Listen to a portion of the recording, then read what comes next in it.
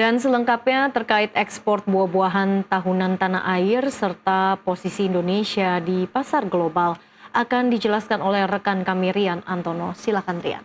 Baik, terima kasih Ellen dan juga pemirsa. Kalau kita mengetahui memang sebelumnya saya pernah bahas mengenai komoditas hortikultura ini kopi sebelumnya. Dan kita memang sebelum itu menyampaikan terkait dengan Indonesia yang terbilang kalah untuk di semester pertama 2025 kopi dari Vietnam. Kali ini juga saya akan membahas pemirsa, di mana memang Indonesia ini pernah digambarkan sebagai tanah surga. Negeri yang begitu subur hingga tongkat kayu dan batu jadi tanaman katanya. Lirik lagu Kos Plus itu bukan sekedar puisi, melainkan potret potensi besar sektor pertanian Indonesia. Dari kopi, pisang, hingga buah-buahan tropis. Ekspor pertanian masih menjadi sumber devisa penting bagi negara. Namun di tengah kelimpahan sumber daya itu, Indonesia perlahan mulai tertinggal. Negara tetangga seperti Vietnam satu persatu menggeser posisi Indonesia. Baik di kopi hingga hortikultura. Lalu di mana letak masalahnya dan apa senjata baru yang bisa membalikkan keadaan? Kita akan membahasnya dalam Durian, senjata ekspor pertanian RI versus Vietnam. Kita akan bahas di slide pertama.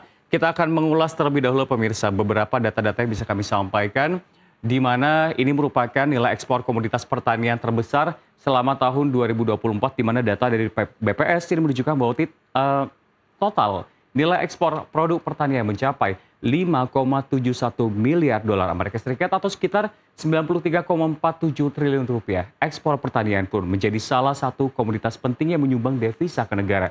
Ekspor buah-buahan musiman yang mencatat ekspor senilai 580 juta dolar Amerika Serikat. Paling laris ini ada durian, manggis, dan pisang yang paling diburu oleh China, Malaysia, dan Singapura. Indonesia sendiri telah memperluas akses pasar ekspor dengan menerapkan sertifikasi keamanan pangan dan memenuhi standar internasional sehingga semakin banyak negara tertarik mengimpor buah-buahan dari tanah air.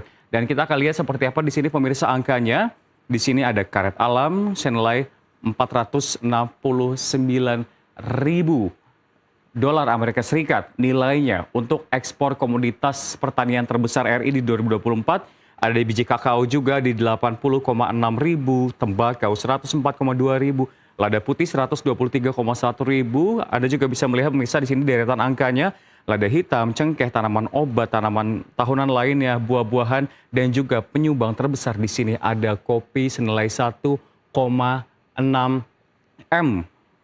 ribu dolar Amerika Serikat pemirsa. Dan kita bisa melihat memang dari sekian banyak jenis hasil pertanian diekspor, sekali lagi kopi masih menjadi raja ekspor pertanian Indonesia dengan nilai ekspor mencapai 1,62 miliar dolar Amerika Serikat maksud kami, dan Eropa sampai Amerika Serikat pun jadi pemborong utama kopi Indonesia. Namun sayangnya sektor pertanian Indonesia ini memang terbilang satu persatu mulai kalah dari negara tetangga Vietnam, termasuk senjata utamanya yakni kopi, dan kita akan lihat secara detailingnya seperti apa pemirsa.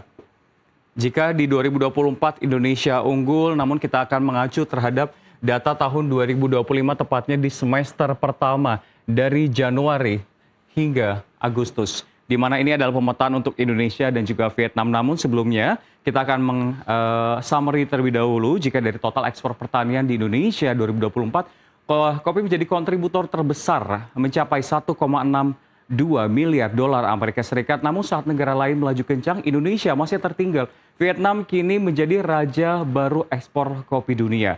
Ini angkanya pemirsa, hanya dalam 6 bulan saja kopi Vietnam tembus 5,5 miliar dolar. Nilai ekspor tersebut bisa dikatakan sebetulnya naik 2 kali lipat dari periode yang sama tahun lalu, dan ini menjadi target ekspor tahunan mereka sudah tuntas hanya dalam setengah tahun saja, bahkan melewati ekspor 2024, dan sementara Indonesia baru mencapai di angka 700 juta dolar Amerika Serikat pemirsa. Selisihnya bukan main-main, hampir 8 kali lipat. Dan bukan hanya kopi, ternyata komoditas lain pun juga Indonesia sudah mulai tergeser oleh Vietnam pemirsa. Ini adalah komoditas pisang pembanding grafisa pemirsa antara Vietnam dan juga Indonesia. Kita akan fokus ke Vietnam terlebih dahulu, di mana memang kita ketahui kerap dipandang ini pisang sebagai komoditas biasa. Namun dinamika global menunjukkan sebaliknya, karena memang di sisi ini pemirsa Vietnam sudah mulai terbuka dan menyebut pisang sebagai sebuah ambisi komoditas ekspor bernilai 1 miliar dolar Amerika Serikat atau senilai 16,71 triliun rupiah, di mana kita ketahui juga ditopang oleh penguatan rantai nilai dan sudah memproduksi sekitar 2,7 hingga 2,8 juta ton per tahunnya dengan nilai ekspor di 2024 saja senilai 372 hingga 378 juta dolar Amerika Serikat. Dan ini merupakan angka yang tidak main-main. Strategi utamanya dilakukan pemirsa, restrukturisasi produksi, penguatan rantai nilai, varietas tahan penyakit, dan masih banyak lagi pemirsa. Dan jika kita melihat ke Indonesia pemirsa, seperti apa sebetulnya posisi dan juga kekuatannya? Di mana memang Indonesia masih berkutat pada pasar domestik dengan ekspor yang relatif kecil dibandingkan kapasitas produksinya.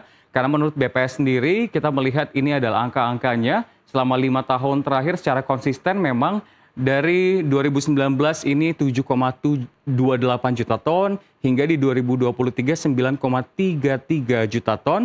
Secara volume pun Indonesia bisa dikatakan jauh di atas Vietnam. Memang, termasuk produsen pisang terbesar juga di dunia pemirsa. Namun, ekspornya masih kecil dan pasar masih didominasi oleh domestik pemirsa. Dan kita akan lihat seperti apa sebetulnya peta persaingan terkait dengan jumlah produksi pisang di Asia Tenggara yang memang kian memanas menjelang akhir tahun. Vietnam, negara tetangga sekaligus rival Indonesia, ini melaju kencang. Namun negara ini diproyeksikan buka nilai ekspor lebih dari 470 miliar dolar Amerika Serikat pada tahun 2025. Dan kita ketahui ini merupakan produksi dari Indonesia sendiri secara tahunan pemirsa. Kita bisa melihat di 2019 di angka 1,6 miliar ton. Lalu juga kita bisa melihat acuannya yang terus meningkat hingga 2023 di 9,3. Dan kita akan melihat sebetulnya bukan hanya pisang tentunya, namun kita masih punya sejumlah strategi lainnya pemirsa yang dapat kita hadirkan untuk Anda. Data ini memperlihatkan memang tren bullish yang solid, karena jika kita lihat cross-check secara bulanan masih ada sedikit koreksi memang pada Oktober. Tren keseluruhan menunjukkan bahwa mesin ekspor Indonesia masih menyala terang, namun untuk mengejar ketertinggalan di sektor hortikultura Indonesia butuh senjata baru. Namun jawabannya mungkin ada satu komoditas yang menjadi judul, yakni komoditas beraroma tajam, yakni komoditas durian pemirsa. Nilai ekspor durian RI. Pasar China memang saat ini sedang mabuk durian. Negeri tirai bambu menyerap 85% pasokan durian dunia.